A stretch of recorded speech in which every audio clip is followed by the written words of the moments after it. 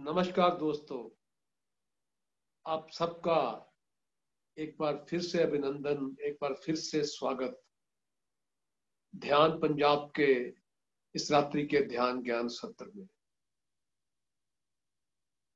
शुक्रिया है आपका दोस्तों कि आप रोज नियमित रूप से रात्रि के इस ध्यान ज्ञान सत्रों में जुड़ते हैं, जहां रोज एक नए मास्टर के साथ ज्ञान की बात होती है, विवेक की बात होती है, ध्यान के सूत्रों की बात होती है। गुजारिश है आपसे कि हमारे प्रभात के ध्यान सत्रों से भी जुड़े, जो हमारे फेसबुक पेज पर होते हैं रोज सुबह 7 से 8 बजे। और हमारे फेसबुक पेज का जो लिंक है वो हम शेयर करने जा रहे हैं आपकी स्क्रीन पर। ये रहा दोस्तों लिंक। इसकी मार्फत आप रोज सुबह एक नए मास्टर के साथ ध्यान से अपने दिन का आगाज कर सकते हैं और आपका दिन बहुत खुशनुमा होगा, ऊर्जा से भरपूर होगा। आप सब जानते हैं कि PMC Punjab YouTube channel already launch हो चुका है दोस्तों। उसे अवश्य सब्सक्राइब करें। अगर आपने किसी मास्टर का, ये रहा लिंक आपकी स्क्रीन पर, इसे कॉपी करें और इसके मार्फत आप वो सब सेशन सुन सकते हैं जो आपने मिस कर दिए हैं ध्यान पंजाब के, या किसी मास्टर को आप दोबारा सुनना चाहते हैं तो वो भी लाभ आप उठा सकते हैं। कल रविवार है दोस्तों। कल शाम को 4 बजे लिटिल बुद्धा फेसबुक पेज पे बच्चों का विशेष सत्र रहेगा और शाम को 7:15 बजे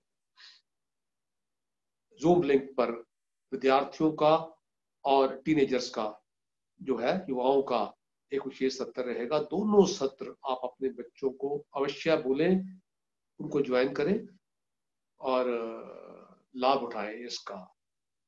तो दोस्तों आप सब जानते हैं कि 20 जनवरी को गुरुपुरब आ रहा है, प्रकाश उत्सव आ रहा है। दशमेश पिता श्री गुरु गोबिंद सिंह जी का, और सरबंस दानी जिन्हें कहते हैं कि पिता वार्या ते पुत्र चारे वारे, हिंद तेरी शान बदले। कहते हैं कि भारत देश ये देश ना हुंदा, भारत देश ये देश ना हुंदा, जे दशम पिता दशमेश ना हुंदा। सरबंस दानी कहते हैं, ऐसे ही नहीं कहते दोस्तों, अपने पिता को, अपने चारों पुत्रों को अपना सर्वस्व निछावर कर दिया धर्म के लिए।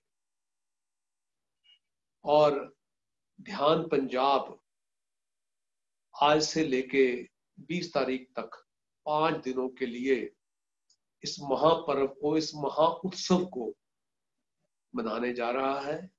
इस दौरान साहिब श्री गुरु गोबिंद सिंह जी की साखियों की बात होगी, उनके उपदेशों की बात होगी, अध्यात्म के सूत्रों की बात होगी, जीवन के वो महत्वपूर्ण सूत्र जो हमें अपने जीवन में अपनाने हैं अपने आध्यात्मिक विकास के लिए, उनकी बात होगी। और इस यात्रा पर हमें लेकर चलने के लिए एक बार फिर से हमारे बीच में मौजूद हैं ब्रह्म विद्वारिष्ठा जसविंदर कौर जस्सी जी दिल्ली से। मैं ध्यान पंजाब की ओर से, रूहानी मिलन परिवार की ओर से, विवेक परिवार की ओर से, आप सब की ओर से दोस्तों स्वागत करता हूं जस्सी मैम का, अभिवादन करता हूं, अभिनंदन करता हूं कि एक फिर से एक बहुत ही शुभ कार्य उनके द्वारा संपन्न होने जा रहा है। तो श्वेता जी को गुजारिश करूंगा कि वो जस्सी मैम को निमंत्रण दे ताकि जल्द से जल्द इस उत्सव का आगाज हो सके। श्वेता जी। सबको मेरी सत श्री अकाल। Welcome Jassi ma'am. आज की इस नई श्रृंखला में आपका बहुत बहुत स्वागत है। और आज हम ये ज्ञान लेने के लिए पूरी तरह से तैयार है और बहुत उत्तम अनुभव भी मुझे लगता है कि हम सबको होने वाले हैं, जिस तरह से श्री गुरु नानक देव जी की जर्नी में हम सबके साथ रहा। सो अब हम गुरु गोविंद सिंह जी के साथ उनकी जीवन में जानकर उनकी जो जर्नी है उसके बारे में जानेंगे। सो आपका बहुत बहुत थैंक यू हमें ये विजडम प्रदान करने के लिए। और इसके साथ साथ जितने भी मेंबर्स अभी हमारे साथ जुड़े हैं, मैं उन सबका भी आभार प्रकट करती हूँ और उनका वेलकम करती हूँ कि आप हर रात्रि हमारे साथ जुड़ते हैं इस ज्ञान और ध्यान के सत्र में। Welcome Jassi ma'am. Unmute ma'am, unmute unmute करिए। नमस्कार, सत श्री अकाल, वाहिगुरु जी का खालसा, वाहिगुरु जी की फतेह। दोस्तों, मैं एक बार पुनः विवेक परिवार का, अनिल भारती जी का, पूरी पंजाब टीम का बहुत बहुत शुक्रिया अदा करती हूँ कि वो मुझे ऐसे अवसर देते हैं जिससे मैं भी आगे बढ़ती हूँ। ये यात्रा हम सब मिलकर कर रहे हैं, इसमें कोई आगे नहीं है, कोई पीछे नहीं है, हम सब मिलकर चल रहे हैं, हम सब सह यात्री हैं। कुछ ऐसे अवसर आते हैं, कुछ ऐसा संयोग बनता है कि हम थोड़ा सा हमारे जो ध्यान कर रहे हैं हम जब अब गुरुओं के जीवन को, संतों के, महापुरुषों के जीवन को अब जब उस ध्यान के नजरिए से देखते हैं, साधना करने के उपरांत जब हम उनके जीवन को देखते हैं, तो इतना अचंभा होता है कि हमने आज तक ये बातें समझ नहीं आई कि हमें क्या सिखाया गया है। तो भगवान बुद्ध आए, रामचंद्र जी आए, कृष्ण भगवान आए, गुरु नानक आए, जीसस आए, 10 गुरु आए, कबीर जी आए, फरीद जी आए। अगर हम देखें तो धरती पर कोई ना कोई महापुरुष रहा ही है जिसने सत्य का संदेश दिया है, लोगों को जागरूक किया है। लेकिन फिर थोड़ी देर बाद हम भूल जाते हैं, क्योंकि हम इस संसार में रहते हुए उलझ जाते हैं और बार बार हमें जगाया जाता है। तो दोस्तों, मुझे भी बहुत हैरानी होती है, क्योंकि आज के दिन की अगर मैं बात करूं, स्पेशली आज जब हम ये यात्रा शुरू करने जा रहे हैं, कल शाम आज 12 बजे तक मुझे नहीं पता था कि ये सेशन आगे कैसे चलेगा, इसमें क्या होगा। अगर मुझे ये लग रहा था कि जो सब लोग बता रहे हैं, जो सब लोग गुरु जी का जीवन, उनकी साखियां, उनके जीवन गाथाएं बता रहे हैं, अगर वही सुनकर मैं भी वही बताऊं तो उसमें मेरा क्या है। तो मुझे अपने आप से लग रहा था कि मुझे कुछ नया बताना, नया आए मुझे, ताकि मैं वो शेयर कर सकूं। तो इसलिए मैं आप सबकी बहुत आभारी हूं कि ऐसे अवसर आप देते हैं। और आज का दिन जो आपसे मैं शेयर कर रही हूँ, वो बिल्कुल आज के ही विचार हैं, वो मेरे खुद के विचार नहीं हैं। वो आज ही मुझे समझ आया, आज ही मुझे पता चला और मुझे भी बहुत अच्छा लगता है। तो इस तरह हम सब मिलकर आगे बढ़ रहे हैं। तो आप सभी का हार्दिक धन्यवाद। गुरु नानक देव जी के साथ जो हमने 11 दिन की यात्रा की थी, नानक नाम जहाज है, उसमें हमने दोस्तों ये जाना था कि जीवन में छोड़ने लायक क्या है, क्या छोड़कर हम उस जहाज में चढ़ सकते हैं। और ये अद्भुत यात्रा जो गुरु नानक देव जी से शुरू हुई थी और आज हम साहिब श्री गुरु गोविंद सिंह जी के प्रकाश पुरब को मनाने जा रहे हैं। तो आज हम 5 दिन में ये सीखेंगे कि जीवन में पकड़ने लायक क्या है, छोड़ना क्या है, वो हमने सीखा। अब हम इन 5 दिनों में सीखेंगे जीवन में पकड़ने लायक क्या है। जो हमने अपने बर्तन को खाली किया है, अब उसमें भरना क्या है। और जैसे जैसे हम इस यात्रा में आगे बढ़ेंगे, तो मुझे लगता है कि गुरुजी हमारे साथ ही हैं और हमें वो इस ऊर्जा से लाभान्वित कराएंगे। और जैसा कि हमारा शुरू से ये एक रूटीन रहा है कि हम ध्यान से ही शुरुआत करते हैं, तो पहले 5 मिनट हम आंखें बंद करके स्वयं को खाली करते हैं, उस ऊर्जा से स्वयं को जोड़ते हैं।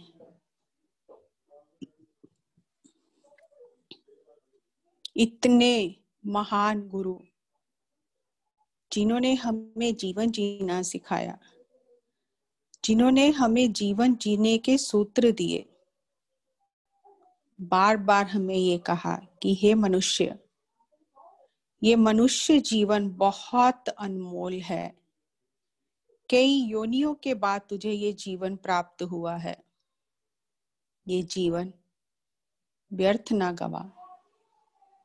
एक अच्छा इंसान बन जा, एक अच्छा मानव बन जा, तो तेरा धरती पर आना सफल हो जाएगा।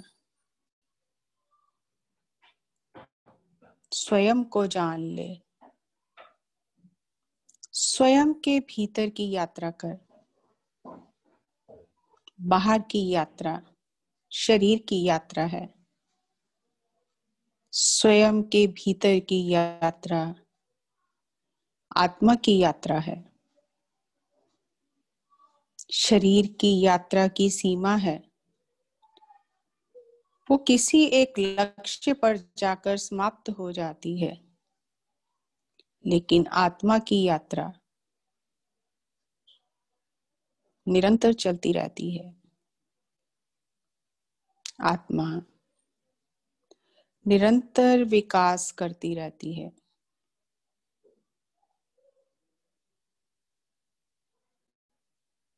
विकास के इस क्रम में जो जन्मों जन्मों से हम चले हुए हैं, इसमें संत, महापुरुष, गुरु, अवतार हमारी मदद करते हैं, हमें मार्ग दिखाते हैं।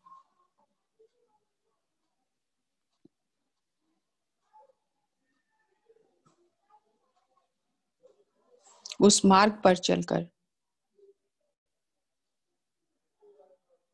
हम इस आत्मा की यात्रा में अत्यंत विकास करते हैं। हम पूर्ण हो जाते हैं। फिर हम धरती पर महाकारण के लिए, पर उपकार के लिए जन्म लेना चाहे तो जन्म ले सकते हैं, नहीं तो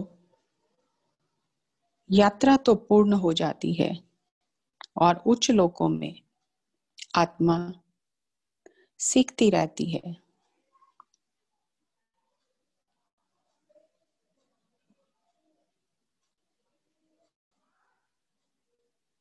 इन 5 दिनों में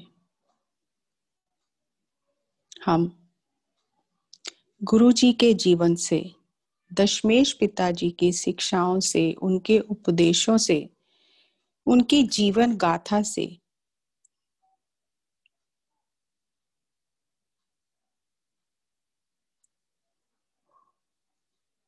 उनकी शिक्षाओं को अपने जीवन में उतारेंगे। हमने बहुत गुरपुरब मनाए हैं, बहुत कथाएं सुनी हैं, लेकिन हमारा जीवन कैसे रूपांतरित होगा,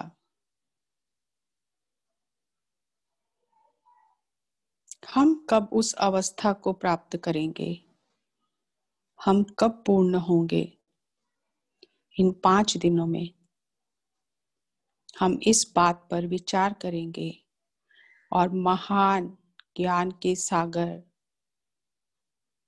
दशमेश पिताजी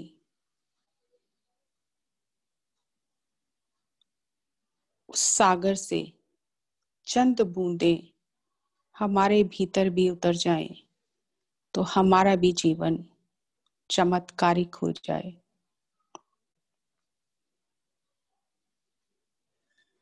लास्ट 30 सेकेंड्स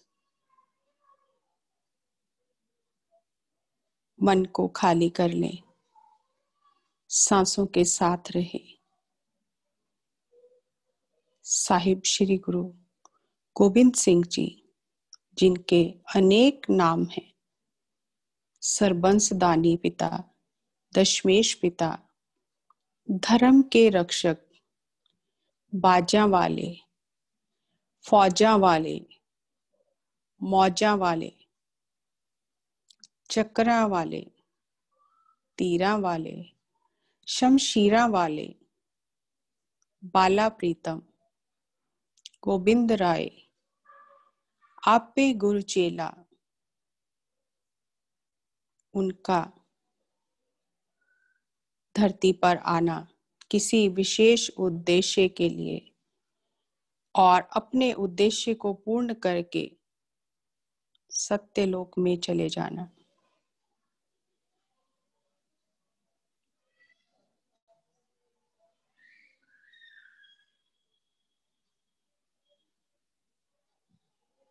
इन 5 दिनों में हमें भी अपने जीवन का उद्देश्य पता चले और हम भी उस मार्ग पर चल पड़े।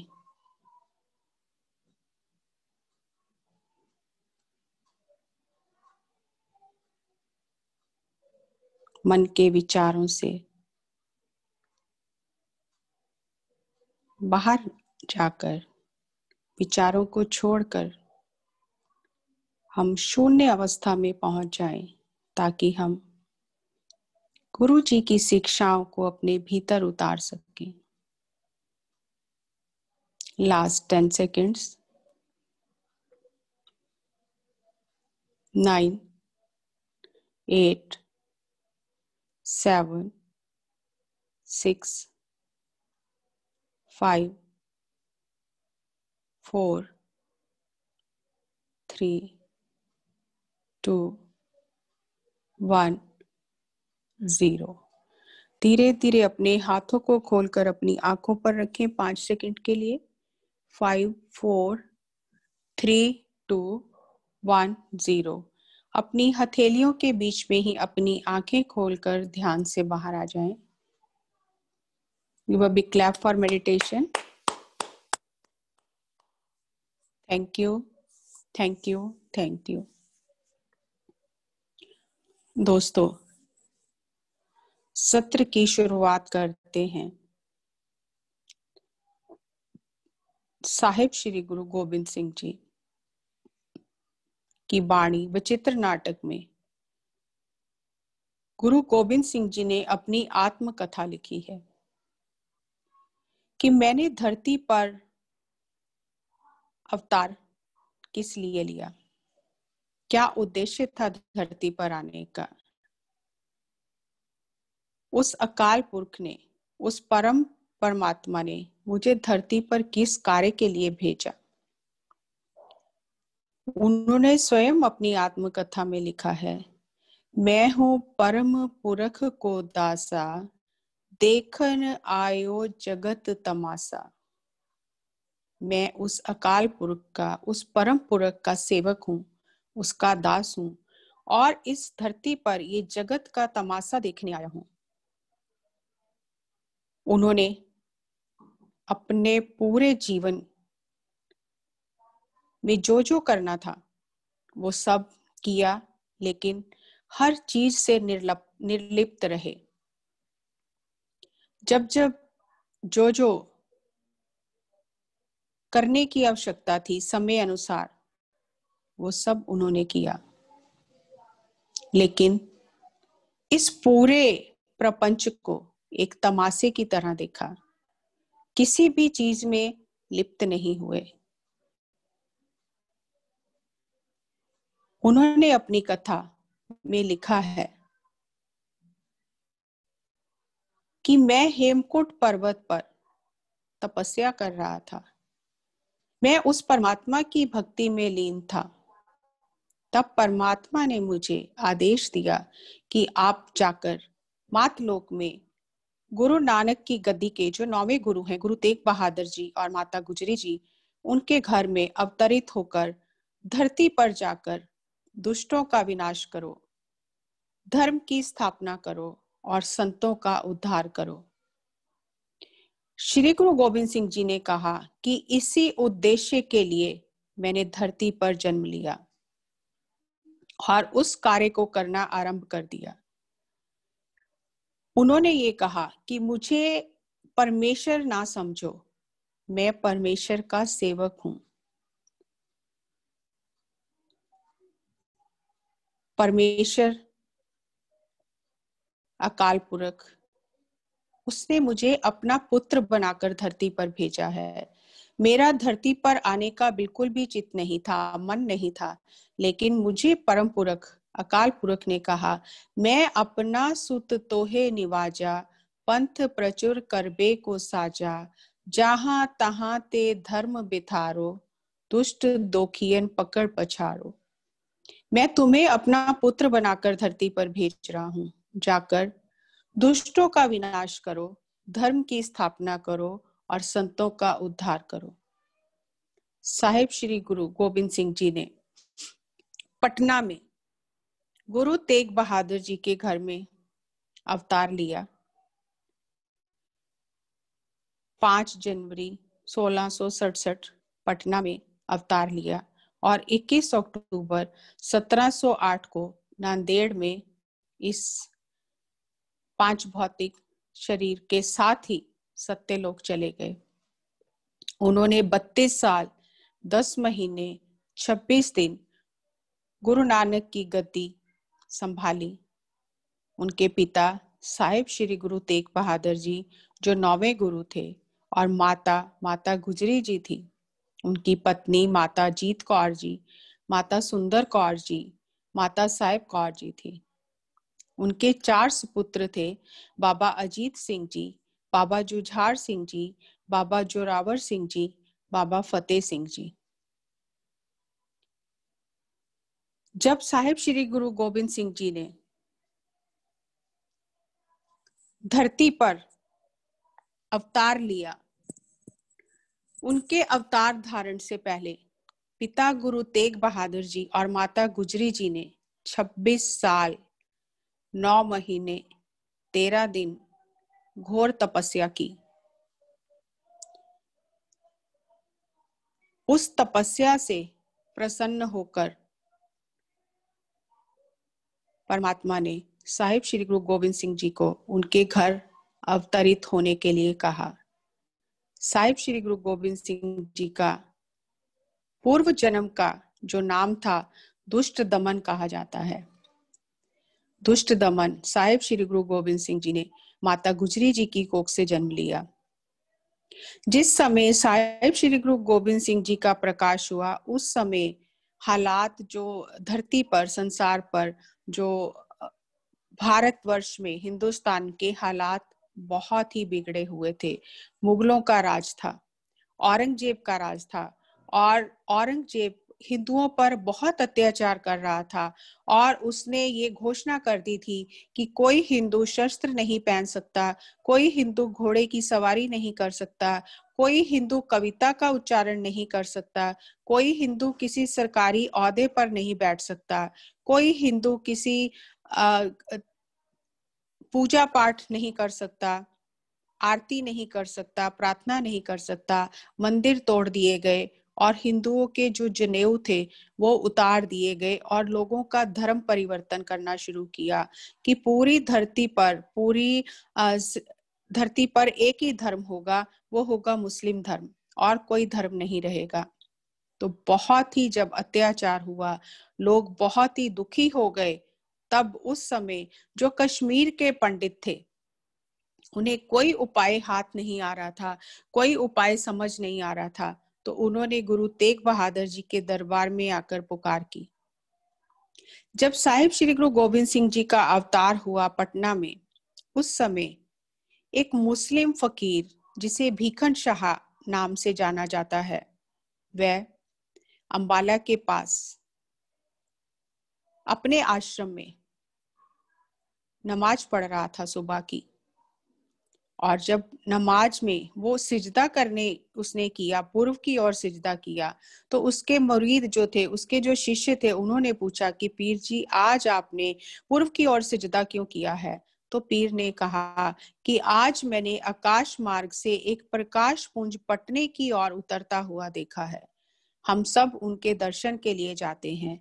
तो पीर भीखन शाह अपने मुरीदों के साथ पटना गया और उसके मन में एक शंका था कि अगर जो अवतारी पुरुष अभी अवतरित हुआ है वो पता नहीं हिंदुओं के हितैषी होंगे कि मुसलमानों के हितैषी होंगे, अपने इस शंके को निवारण करने के लिए उसने 2 मटकियां गुरु जी के आगे रखी। उस समय गुरु जी की उम्र बहुत छोटी थी और उसके मन में ये था कि गुरु जी एक मटकी को छुएंगे तो मतलब हिंदुओं के गुरु होंगे और दूसरी मटकी को छुएंगे तो मुसलमानों के गुरु होंगे। तो गोविंद राय जी, जिन्हें प्यार से संगत बाला प्रीतम कहती थी, उन्होंने दोनों मटकियों पर एक साथ हाथ रख दिया।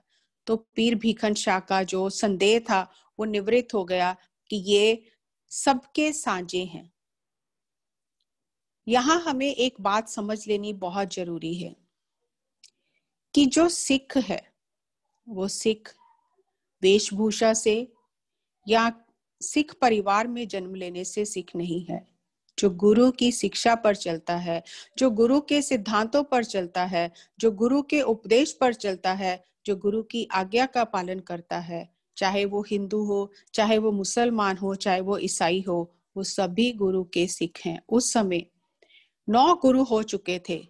कितने सिख बहुत पहुंचे हुए भी उस समय होंगे, लेकिन पीर भीखन शाह को साहिब श्री गुरु गोविंद सिंह जी के अवतरित होने का पता चला। तो सिख वो है जो गुरु की शिक्षा पर चलने के लिए तैयार है। जो गुरु की शिक्षा पर चलता है वो सिख है। और जो भी गुरु अवतार होते हैं वो सबके साझे होते हैं। वो किसी धर्म, जाति, किसी विशेष के लिए बंधन में नहीं बंधे होते। वो तो सबके लिए साझे होते हैं, वो सबके होते हैं और सब उनके होते हैं। तो पीर भीखन शाह का जो संदेह था वो निवृत्त हो गया। और जैसे गुरु जी थोड़े बड़े हुए, उन्होंने चलना फिरना शुरू किया, तो उन्होंने बाल लीलाएं शुरू कर दी। जब साहिब श्री गुरु गोविंद सिंह जी का जन्म हुआ, उस समय गुरु तेग बहादुर जी असम गए हुए थे। पहले हमने कुछ दिन पहले तेग बहादुर हिंद की चादर में गुरु तेग बहादुर जी के जीवन का पूरा जो उनके उपदेश थे और उनके जीवन से हमने उनकी शिक्षाओं को जाना था। तो उस समय गुरु जी असम गए हुए थे और गुरु जी ने वहां से पटना की संगत को बधाई भेजी और माता गुजरी जी को ये आदेश दिया कि बाल गोविंद राय जो भी करें उन्हें किसी प्रकार से रोकना नहीं है, क्योंकि वो बहुत महान उद्देश्य के लिए धरती पर आए हैं। वो जो भी करें उसी में भलाई होगी। तो उनके किसी भी लीला को देखकर उन्हें रोकना नहीं है। तो जैसे ही गोविंद राय जी चलने फिरने लगे तो उनके घर में एक कुआं था जहां से सभी शहर की स्त्रियां पानी भरती थी। तो गोविंद राय जी बचपन से ही, जो उन्होंने कहा कि मुझे धर्म की स्थापना के लिए मेरा अवतरण हुआ है, तो बचपन से ही उन्हें शस्त्रों से बहुत प्यार था और वो अपने मित्रों के साथ में टोलियां बनाकर इसी तरह की खेल खेलते थे। तो वो अपनी गुलेल से उनके घड़े तोड़ देते थे। माताजी ने उन्हें पीतल की गागर लाके दी, तो गुरुजी ने लोहे के तीर बनाकर पीतल की गागर भी तोड़नी शुरू कर दी। और जब माताजी ने एक दिन पूछा कि आप इनकी गागर तोड़ देते हो, ये स्त्रियां परेशान होती हैं, तो गुरुजी ने कहा, मैं कोई हंसी मजाक नहीं कर रहा हूँ। इसकी गागर में एक जहरीला सांप है। अगर ये पानी सभी घर परिवार वाले लोग पी लेते तो उनकी जान चली जाती। मैंने तो उस सांप को मारा है। जब माताजी ने गागर उतरवा के देखा तो उसमें सही में सांप मरा हुआ था। तो माताजी ने कहा कि मैं गोविंद राय को कुछ नहीं कह सकती हूँ, लेकिन आज से कुएं का पानी खारा हो जाएगा। ऐसे ही गंगा के किनारे पंडित शिवदत्त, जिसकी बहुत उम्र हो चुकी थी, बुजुर्ग हो चुका था, रामचंद्र जी की आराधना करता था और सुबह वहां गंगा के किनारे पूजा पाठ करता था और प्रार्थना करता था। तो गुरु जी वहां बालकों के साथ में, अपने मित्रों के साथ में खेलने जाते थे और जैसे ही वो आंखें बंद करके प्रार्थना कर रहा होता था तो गुरु जी उसका प्रसाद उठाकर चले जाते थे। तो पंडित बहुत परेशान होता था। एक दिन वो माता जी के पास गया और उसने माता जी को कहा कि रोज आपका पुत्र मेरा प्रसाद उठाकर ले जाते हैं। तो माता जी ने गुरु गोविंद राय जी को बुलाया और कहा कि आप पंडित जी का प्रसाद क्यों उठा लेते हो।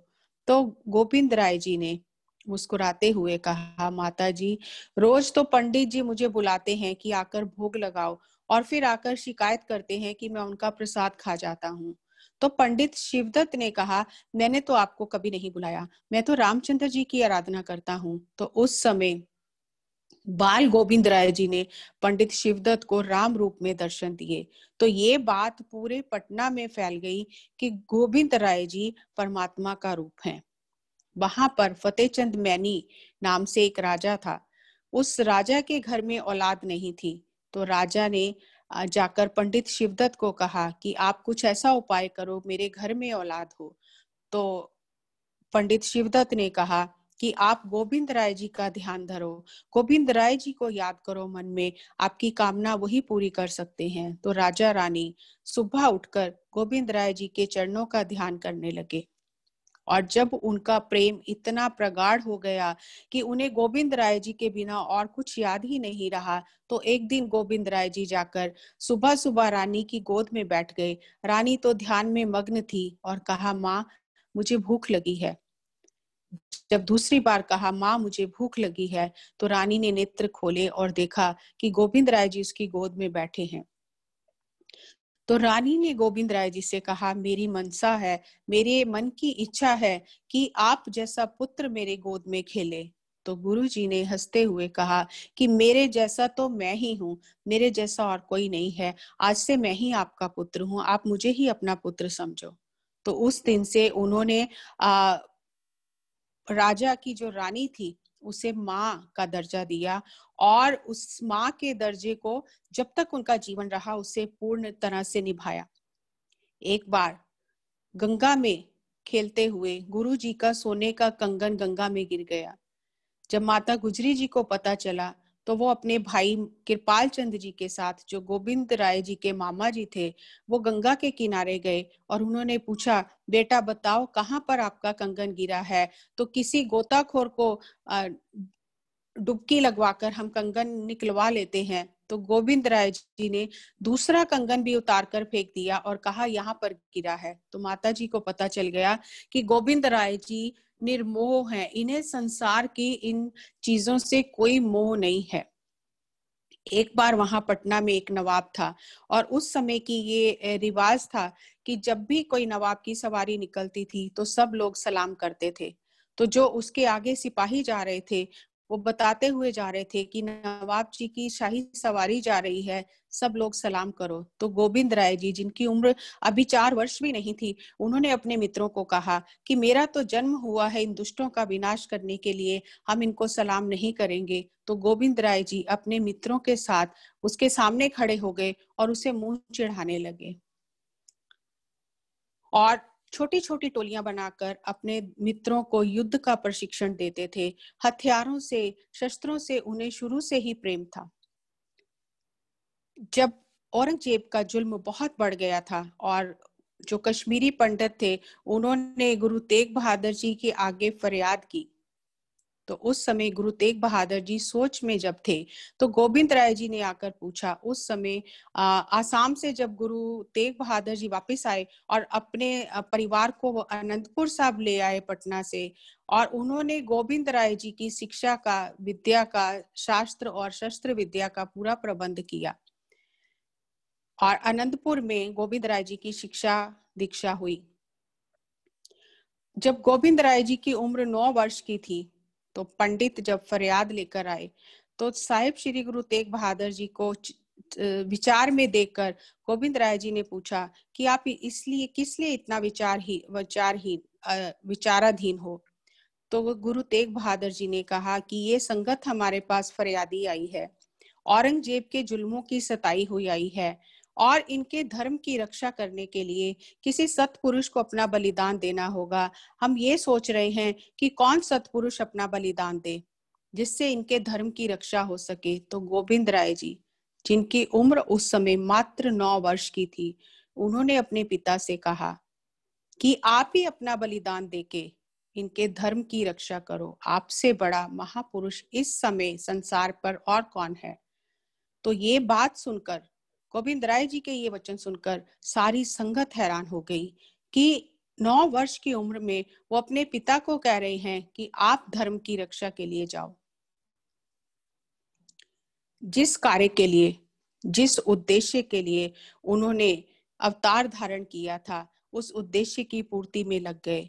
गुरु तेग बहादुर जी ने गोविंद राय जी को गुरगद्दी सौंप दी कि अब ये गुरगद्दी संभालने लायक हो गए हैं। और उसी समय उन कश्मीरी पंडितों को कह दिया कि जाओ औरंगजेब से जाकर कह दो कि गुरु तेग बहादुर जी हमारे गुरु हैं, अगर वो मुसलमान हो जाएंगे तो हम भी मुसलमान हो जाएंगे।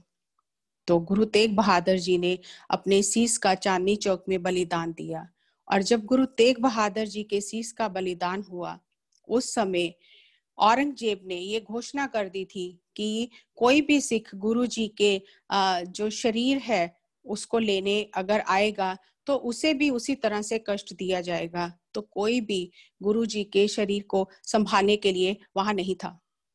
और जब गुरु जी की शहादत हो गई तो एक गुरु जी का प्यारा सिख जिसे जीवन सिंह करके बाद में उसका नाम हुआ, और उसने गुरु जी के शीश को उठाया और वो जल्दी दिल्ली से बाहर निकल गया और जाकर अनंतपुर साहिब में गोविंद राय जी को उनके पिता का शीश भेंट किया।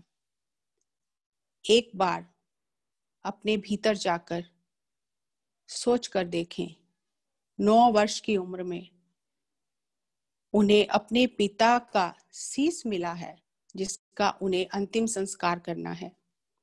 उस समय गोविंद राय जी ने उनसे पूछा कि क्या उस समय वहां और कोई सिख नहीं था? तो रंगरेटे ने कहा कि गुरुजी सिख तो बहुत थे, लेकिन औरंगजेब के डर से कोई भी सामने नहीं आया। उस समय साहिब श्री गुरु गोबिंद सिंह जी, जो अभी गोविंद राय जी थे, उन्होंने रंगरेटे जी को गले लगा लिया और कहा, रंगरेटे गुरु के बेटे, तुम तो गुरु के बेटे हो। उस समय चमत्कारिक सोच, मिरेकुलस थिंकिंग की हम बात करते हैं, 9 वर्ष की उम्र में गोविंद राय जी ने ये उद्घोष कर दिया कि मैं ऐसा खालसा पंथ बनाऊंगा जो लाखों की भीड़ में खड़ा होगा तो भी पहचाना जाएगा, पूछने की भी जरूरत नहीं पड़ेगी कि तू गुरु का सिख है कि नहीं। उस समय 9 वर्ष की उम्र में जो उन्होंने ये चमत्कारिक सोच रखी, जबकि हालात कितने प्रतिकूल थे, और उन्होंने ये उद्घोष कर दिया कि मैं चिड़ियों से बाज तोड़ाऊंगा, गीदड़ों से शेर बनाऊंगा और 1.25 लाख से एक एक को लड़ाऊंगा, तबे गोविंद सिंह नाम कहाऊं। चिड़ियों से मैं बाज तोड़ाऊं, गीदड़ों को मैं शेर बनाऊं, 1.25 लाख से एक लड़ाऊं, तबे गोविंद सिंह नाम कहाऊं। एक 9 वर्ष की आयु में इस तरह की सोच को उद्घोष करना, ये तो एक गुरु ही कर सकता है। हमें गुरु गोविंद जी ने चमत्कारिक सोच रखने का वो मंत्र दिया कि कैसी भी परिस्थितियां हो, परिस्थितियां कितनी भी प्रतिकूल हो, लेकिन हमें अपनी सोच को चमत्कारिक रखना है। जब हम किसी चमत्कारिक सोच रखते हैं तो फिर हमारे उस दृढ़ संकल्प से वो चीजें होने लग जाती हैं। जो 9 वर्ष की आयु में गोविंद राय जी ने संकल्प किया, जो उद्घोष किया, जो चमत्कारिक सोच रखी, वो जब उनकी आयु 30 वर्ष के करीब हुई तब उन्होंने खालसा पंथ की सृजना की। और ये जो कथन था, चिड़ियों से मैं बाज तोड़ाऊं, गिदड़ों को मैं शेर बनाऊं, 1.25 लाख से एक लड़ाऊं, तबे गोविंद सिंह नाम कहाऊं, ये केवल कथन ही नहीं था, गुरु गोविंद सिंह जी के सिंहों ने इसे सत्य करके दिखाया। जब युद्ध हुए, जब मुगल सेना ने घेरा डाल लिया और 40 जो सिख थे उनको 10 लाख की फौज ने घेर लिया, उस समय जब कोई सोच भी नहीं सकता था कि विजय कैसे होगी, 10 लाख के साथ कैसे मुकाबला करेंगे, उस समय दसम पिता ने ये उद्घोष किया, निश्चय कर अपनी जीत करो, तेह शिवा बर मोय एहे, शुभ कर्मन ते कबहू न डरो, न डरो और स्यों जब जाए लड़ो, निश्चय कर अपनी जीत करो। कोई संदेह की बात ही नहीं है, जीत की बात है। उस समय सिंहों के अंदर इतना जोश गुरुजी ने भर दिया, ऐसी चमत्कारी सोच भर दी कि हम सोचते हैं 10 लाख की फौज के सामने 40 क्या करेंगे, लेकिन उनकी सोच गुरुजी के साथ, गुरुजी से अमृत पान करके, गुरुजी की मिरेकुलस थिंकिंग के साथ में उनकी सोच भी बदल गई। और उन्होंने ये कहा गुरुजी को कि देखो मुगल सेना कितना डरती है, 40 सिंहों का मुकाबला करने के लिए 10 लाख की फौज आई है, फिर भी हम ही जीतेंगे। और ये जो मिरेक्युलस थिंकिंग है, ये जो चमत्कारिक सोच है, ये दसम पिता की गुरु गोविंद सिंह जी की देन है कि परिस्थितियां कैसी भी प्रतिकूल हो, हमारी सोच कैसी होनी चाहिए। और जब हमारी सोच चमत्कारिक होती है, जब हमारा दृढ़ संकल्प होता है, तो अकाल पुरख परमात्मा, वो परम सत्ता, उसे अवश्य पूरा करता है। तो ऐसी चमत्कारिक सोच बचपन से ही उन्होंने हमें दी है। हम छोटी छोटी बातों से डर जाते हैं। चमत्कारिक सोचना तो दूर, हम तो जो सामने हालात दिखाई देते हैं उनसे इतना डर जाते हैं कि हमारी जो बुद्धि है, हमारी सोच है, वो बिल्कुल बंद हो जाती है। हमें साहिब श्री गुरु गोविंद सिंह जी के जीवन से जो संदेश लेना है, वो चमत्कारिक सोच का संदेश लेना है। ऐसी सोच पहले तो हमारे अंदर आए, और वो कैसे आएगी? वो आएगी ध्यान से। ये चमत्कारिक सोच, ये लॉजिकल थिंकिंग का काम नहीं है। ये चमत्कारिक सोच तभी सोच सकता है कोई व्यक्ति जब वो सिमरन साधना या ध्यान करता है और वो नो माइंड स्टेट में रहता है, शून्य मन की अवस्था में रहता है, तभी उसकी सोच चमत्कारिक हो सकती है। इसलिए दसम पिता ने सिखों को गुरबानी का पाठ करना, सिमरन करना, हर दिन वो एक दिनचर्या का हिस्सा बनाया। 10 जो गुरु हुए हैं, गुरु नानक देव जी से लेकर दसम पातशाह तक, हर दिन सुबह के समय दीवान लगता था, कीर्तन होता था, कथा होती थी, संगत को उपदेश दिया जाता था, ताकि आत्मा बलवान हो, हमारी आत्मा जो है उसको शक्ति मिले, उसको ऊर्जा मिले, और हमारा जो मन है वो विचारों से मुक्त हो, वो अपने ही सीमित दायरे से बाहर आकर परमात्मा के साथ जुड़कर, परमात्मा की ऊर्जा के साथ जुड़कर, अपना परमात्मा के साथ संबंध बनाकर अपनी सोच को चमत्कारिक रख सके। तो हमें आज साहिब श्री गुरु गोविंद सिंह जी के जीवन से ये चमत्कारिक सोच जो उन्होंने 9 साल की उम्र से ही हमें देनी शुरू कर दी, और उनका पूरा जीवन अगर हम देखें तो इस चमत्कारिक सोच के ही परिणाम है।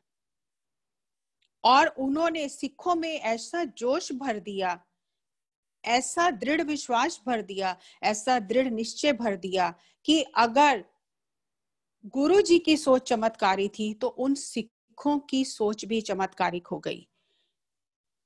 तो हमें अपने जीवन में उस चमत्कारिक सोच को अपनाना है। बाहर की परिस्थितियों से प्रभावित होकर हमें अपने आप को दुखी नहीं कर लेना है, अपने आप को नीचे नहीं गिरा लेना है। कैसी भी परिस्थितियां हो, वर्तमान पल में रहकर, शून्य स्थिति में रहकर हमें स्वयं को ऊपर उठाना है, और इतना ऊपर उठाना है कि हमारे अंदर भी वो जोश आ जाए कि जीत मेरी ही होगी।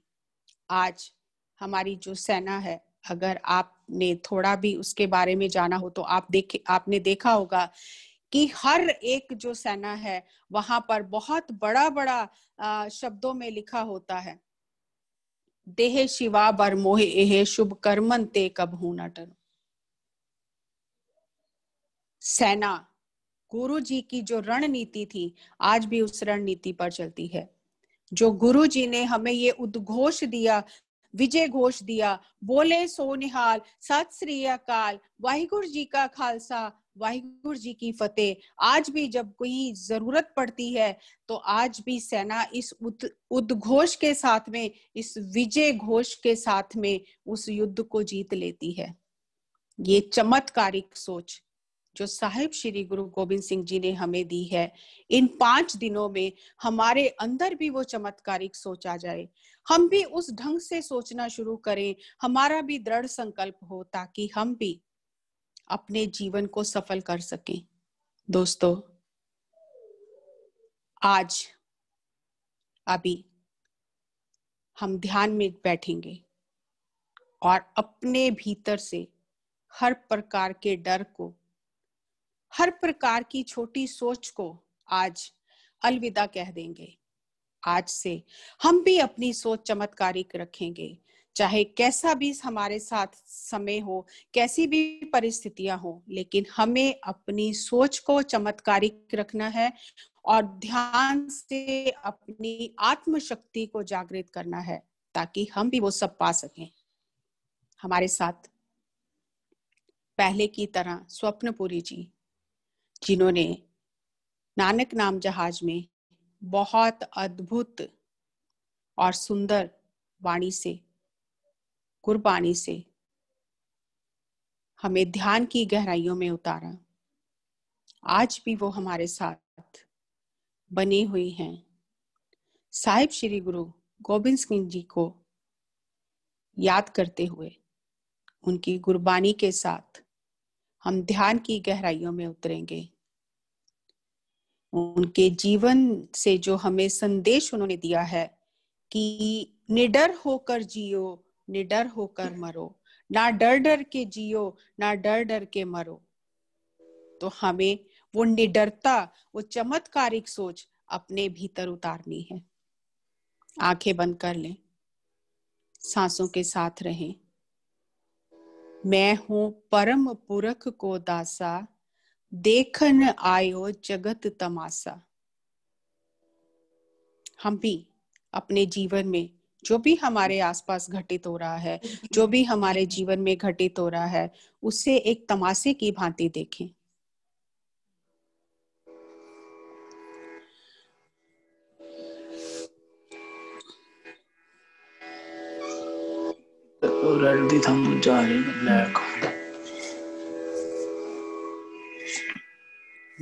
आंखें बंद कर लें।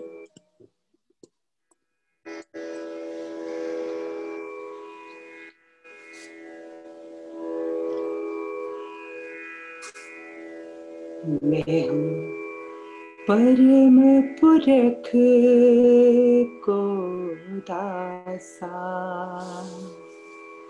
देखन आयो जगत तमासा। मैं हूँ परम पुरख को दासा, देखन आयो जगत तमासा। एह कारण प्रभु मोहे पठायो, एह कारण प्रभु मोहे पठायो। तब मैं जगत जन्म तर आयो, तब मैं जगत जन्म तर आयो। मैं हूँ परम पुरख को दासा, देखन आयो जगत तमासा। जिम तिन कही तिने तिम कहयो, जिम तिन कही तिने तिम कहयो। औत के सोते वैर न गहयो, औत के सोते वैर न गहयो। मैं परम पुरख को दासा, देखन आयो जगत तमासा। जो हमको परमेश्वर चर है, जो हमको परमेश्वर उचर है, ते सब नरक कुंड में पर है, ते सब नरक कुंड में पर है। मैं हूँ परम पुरख को दासा, देखने आयो जगत तमासा। मुको दास तमन का जानो, मुको दास तमन का जानो, या मैं पेद नरंज पशानो, या मैं पेद नरंज पशानो। मैं हूँ परम पुरख को दासा, देखने आयो जगत तमासा। जो प्रभु जगत कहा सो कहियो, जो प्रभु जगत कहा सो कहियो, मृत लोक ते मौन न रहियो, मृत लोक ते मौन न रहियो। मैं हूँ परम पुरख को दासा, देखने आयो जगत तमासा। मैं हूँ परम पुरख को दासा, देखने आयो जगत तमासा, देखने आयो जगत तमासा।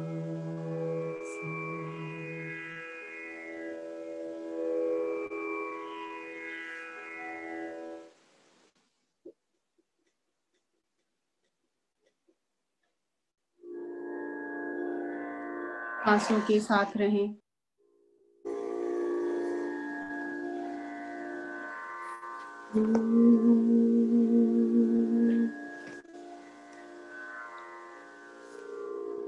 गुरु मेरी पूजा, गुरु गोविंद,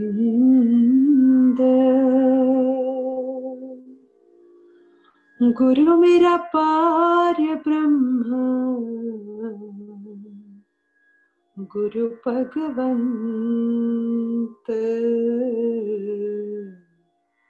गुरु मेरी पूजा, गुरु मेरा ध्येय, अलख अबेयो, सर्व पूज चरण गुर सेयो, सर्व पूज चरण गुर सेयो। गुर बिन अवर नाही मैं था,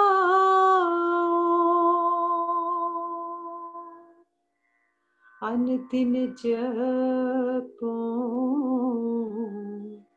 गुरु गुरु नाम। अनदिन जपो गुरु गुरु नाम। गुरु मेरी पूजा गुरु गोविंद। गुरु मेरा पार ब्रह्म गुरु भगवंत। गुरु मेरी पूजा। गुरु मेरा ज्ञान गुरु हृदय ध्यान। गुरु गोपाल पुरख भगवान। गुरु गोपाल पुरख भगवान। गुरु की शरण रहो कर जोर। गुरु बिना मैं नाही होर। गुरु बिना मैं नाही होर। गुरु मेरी पूजा गुरु गोविंद। गुरु मेरा पार ब्रह्म गुरु भगवंत। गुरु मेरी पूजा। गुरु पूरा पाए वड पागी। गुरु की सेवा दुख न लागी।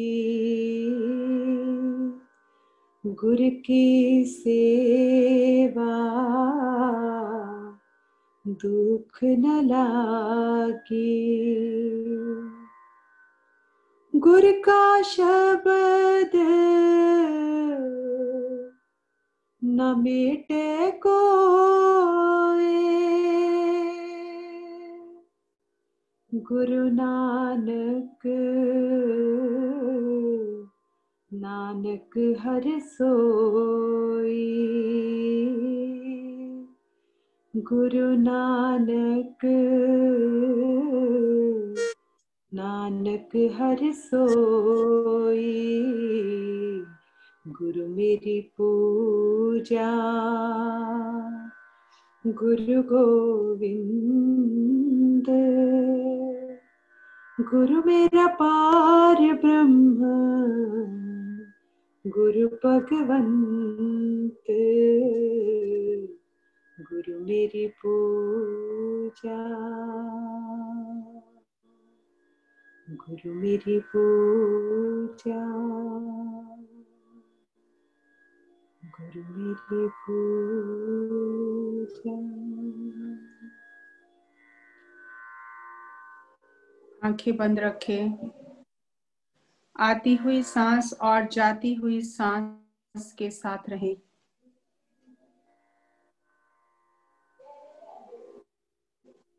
सांस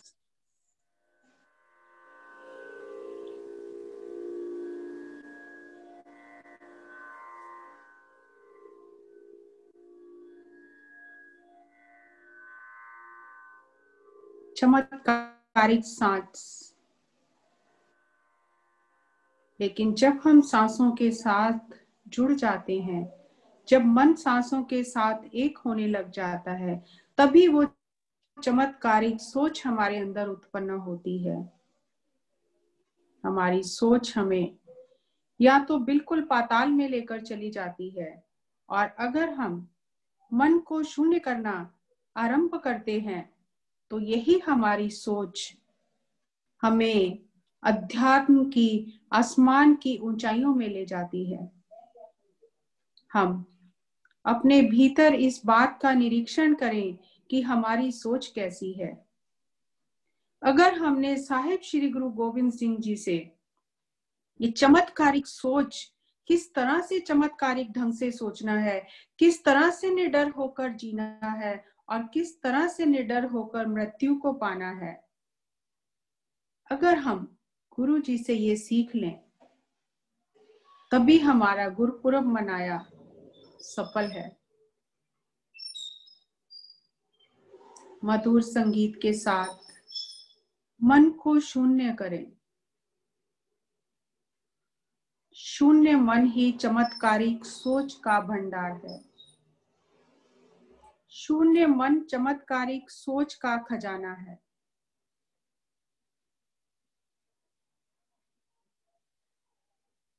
संगीत के साथ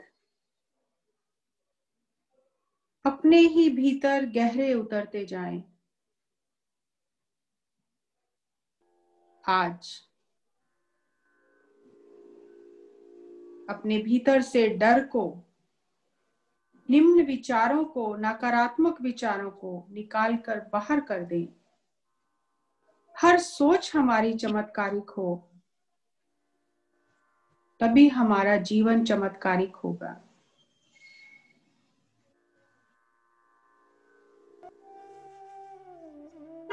अपने हाथों को खोलकर अपनी आंखों पर रखिए 5 सेकंड के लिए। 5, 4, 3, 2, 1, 0। अपनी हथेलियों के बीच में ही आंखें खोलकर ध्यान से बाहर आ जाएं।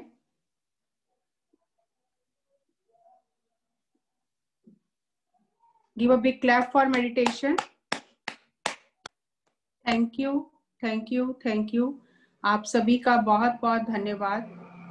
दोस्तों, गुरुपुरब मनाने का सही अर्थ तो यही है कि हम उन शिक्षाओं को अपने जीवन में उतारें। ये तो सारा जीवन हम यही गीत गाते रहेंगे, कीर्तन करते रहेंगे, कथाएं सुनते रहेंगे, लेकिन अगर हम उन शिक्षाओं को जीवन में नहीं उतारते हैं तो कुछ भी रूपांतरण नहीं होगा। हम जैसे हैं वैसे ही रहेंगे। साहिब श्री गुरु गोविंद सिंह जी का जो बहुआयामी जीवन है, जिसका हर दिन एक चमत्कारिक सोच से, एक चमत्कारिक घटना से भरा हुआ है, हमें उनसे वो चमत्कारिक सोच ग्रहण करनी है। किस तरह उन्होंने हमें निडर होकर जीना सिखाया, निडर होकर मरना सिखाया, कि बाहर की परिस्थितियां कैसी भी प्रतिकूल हो, हमें अपनी आत्मा को, अपनी आध्यात्मिक प्रगति को आगे बढ़ाते हुए अपनी आत्मा को सशक्त रखना है, निडर होकर जीना है और निडर होकर मरना है। हम साहिब श्री गुरु गोविंद सिंह जी के इन शिक्षाओं को अपने जीवन में उतारें। आज से, अभी से कल तक हम ये सोचें कि हमें दिन में कितनी चमत्कारिक सोच आती हैं। और दोस्तों, चमत्कारिक सोच तभी आएगी अगर हमारा मन विचारों से मुक्त होगा, और मन को विचारों से मुक्त करने के लिए हमें ध्यान करना है। हम सब बहुत भाग्यशाली हैं। आज हम इस युग में भी एक ऐसे युग पुरुष के साथ में हैं जिसकी चमत्कारिक सोच है। एक व्यक्ति, एक महाशक्ति बनकर हम सबके सामने है, एक उदाहरण है, एक मार्गदर्शक है, ब्रह्म ऋषि सुभाष पत्री जी। आज से 40 साल पहले उन्होंने ये संकल्प किया कि मुझे इस जगत को शाकाहार जगत बनाना है, ध्यान जगत बनाना है, पिरामिड जगत बनाना है, घर घर आध्यात्मिक विज्ञान को पहुंचाना है। तो वो जो संकल्प उन्होंने 40 साल पहले लिया, वो जो चमत्कारिक सोच का बीज उन्होंने डाला, वो आज हम अपनी आंखों के सामने फलीभूत होता देख रहे हैं। हमें उनके मार्गदर्शन में अपनी सोच को चमत्कारिक रखना है, तभी हम अपनी आध्यात्मिक प्रगति कर सकते हैं। आप सभी का बहुत बहुत धन्यवाद। अनिल भारती जी, विवेक परिवार और सभी पार्टिसिपेंट्स जो हमारे साथ जुड़े हुए हैं, और विशेष रूप से स्वप्नपुरी जी का, जिन्होंने साहिब श्री गुरु गोविंद सिंह जी की गुरबानी और गुरबानी से हमें ध्यान कराया, उनका भी बहुत बहुत आभार, अभिनंदन, आभार व्यक्त करती हूँ। अनिल भारती जी, अब आप आगे का कार्यक्रम बताएं। जी शुक्रिया जस्सी जी, बहुत ही बढ़िया, बहुत ही उम्दा, बहुत बढ़िया सूत्र दिए आपने। और जो आपने बात कही कि जो सूत्र हमने सुने हैं, अगर उनको जीवन में नहीं अपनाएंगे तो कोई लाभ नहीं होने वाला। डॉक्टर हमें दवा लिख के देता है, हम दवा का नाम पढ़ते रहें, दोहराते रहें, असर नहीं होने वाला। प्यास लगी है, पानी पानी बोलते रहें, प्यास नहीं बुझने वाली। भूख लगी है, खाना खाना रटते रहें, खाने की तस्वीरें देखते रहें, भूख नहीं मिटने वाली। जब तक उन सूत्रों को जो हमने सुने हैं उनको अपने अंतस में और अपने जीवन में नहीं उतारेंगे दोस्तों, फायदा नहीं होने वाला। चमत्कारिक सोच जीवन के रूपांतरण के लिए बहुत ही एक महत्वपूर्ण सीढ़ी है। हम अपने सदगुरु ब्रह्मश्री पितामह पत्री जी का अनुसरण करते हुए, उनका अनुकरण करते हुए अगर अपने जीवन में शून्य स्थिति ले आए, विचारों को विदा कर दें और चमत्कारिक सोच हमारे जीवन में अपने आप उतरने लगेगी और जिंदगी एक उत्सव हो जाएगी। ये एक नया तरीका, एक नायाब तरीका गुरुपुरब मनाने का। इन सूत्रों को हम रोज सुनते रहें, अपने अंतस में इनका मनन करते रहें, इनको जीवन में उतारते रहें, तो सही मायनों में हमने उस प्रकाश उत्सव को, उस गुरुपुरब को मनाया है। क्योंकि उसका प्रकाश फिर हमारे अंतस में होने वाला है, हमारे अंतःकरण में होने वाला है, हमारे संपूर्ण अस्तित्व में होने वाला है। जसी जी बहुत ही बेहतर तरीके से, बहुत ही शानदार तरीके से इन चीजों को एक एक करके हमारे समक्ष रख रही हैं। मैं एक बार फिर पुनः पुनः ध्यान पंजाब की ओर से, रूहानी मिलन परिवार की ओर से, विवेक परिवार की ओर से और दोस्तों आप सब की ओर से जसी जी का एक बार फिर से धन्यवाद, आभार व्यक्त करता हूँ, कृतज्ञता व्यक्त करता हूँ कि वो कहां कहां से इतने सुंदर मोती, हीरे, मानिक, जवाहरात हमारे लिए बीन के लाती हैं और हमारे जीवन को जो है उस प्रकाश से आलोकित करती है। दोस्तों, कल इसी प्रकाश उत्सव का मैं हूं परम पुरख को दासा, देखन आयो जगत तमाशा, इसकी दूसरी कड़ी, इस श्रृंखला की दूसरी कड़ी, दूसरा एपिसोड कल रात को 9:30 बजे पुनः मिलेंगे हम अपने दोस्तों को, साथियों को, सगे संबंधियों को, विशेषकर उनको जिन्हें आप बहुत प्यार करते हैं। उन्हें जरूर बताइए कि वो भी इस सुनहरी अवसर से चूके नहीं। उनको भी लेके आइए, उनके साथ भी लिंक शेयर करिए, उनको भी आप ये संदेश दीजिए, उनको भी एक प्रेरणा दीजिए, उनको भी प्रोत्साहित कीजिए कि वो भी इन सत्रों से जुड़े और अपने जीवन के रूपांतरण की ओर आगे बढ़े। आप सबका भी बेहद शुक्रिया, बहुत बहुत धन्यवाद। कल मिलते हैं ठीक 9:30 बजे इसी श्रृंखला के दूसरे एपिसोड के साथ। तब तक के लिए इजाजत, शुभ रात्रि, शब बा खैर, सत श्री अकाल दोस्तों। सत श्री अकाल।